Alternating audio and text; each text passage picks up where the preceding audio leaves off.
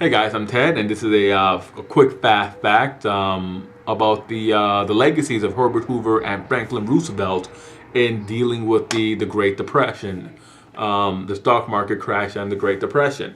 Hoover was the president, had everything fell to pieces. He was the man on the ground, so to speak.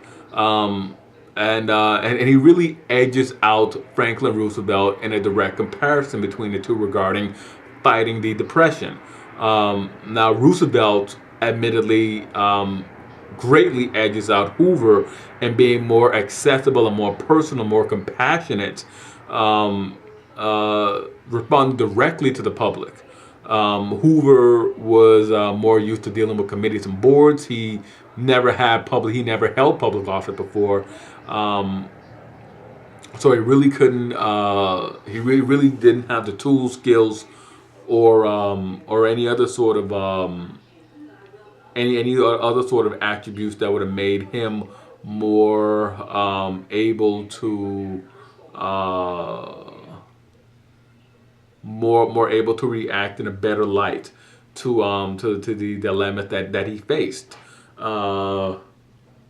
But Hoover embarked on a number of ambitious public works projects that were designed to put people back to work. He read it very quickly. He was a businessman. He had spent his entire adult career in business and in economics. He understood what had to be done. He understood what needed to be done, and he established the Reconstruction Finance Corporation to lend money to private businesses and banks. And that was, in part, one of the reasons why he garnered such a negative reputation. His policies were all designed to help business. He believed that if he got business back on track, business back on the proper footing, that business would do what was right for the workers, for the masses, for the working class. The working class did not take kind to the fact that he did all he could for the wealthy elites and didn't really, on the surface, appear to do anything for them. Hoover, in the course of all these things, he began to run the largest budget deficits then that the Republic had ever seen.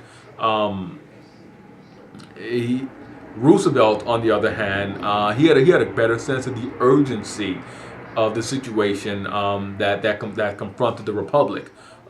He tried everything, hoping that one thing would stick, and has his advisors, had the brain trust, had Congress, had the administration's agencies that were created, the alphabet soup, as they were called because of their many three-letter acronyms of the projects were that they had all this work going on. He took the hitherto unthought of step of actually addressing the public in a fireside chats. Those fireside chats are really what set him apart.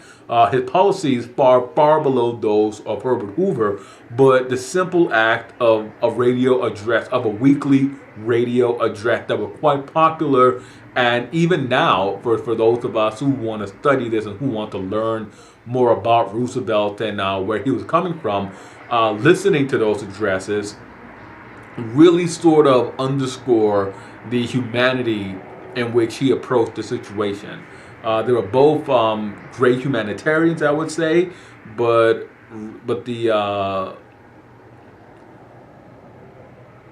Roosevelt's his failing in being a businessman and properly understanding economics, are more than compensated by the humane aspects of this, and the willingness to not be but would not be so rigid ideologically.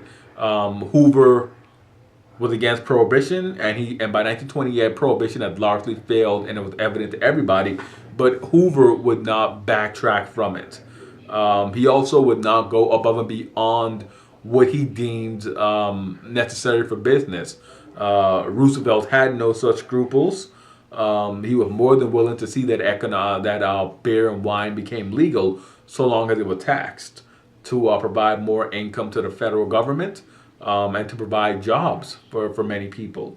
He was also willing to just try anything, even if it clashed.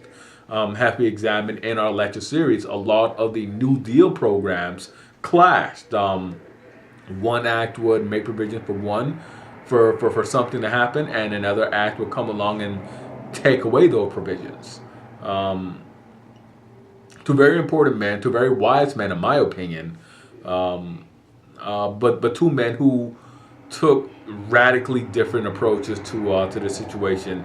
Hoover, very business oriented in his approach. Roosevelt, more compassionate in his approach, more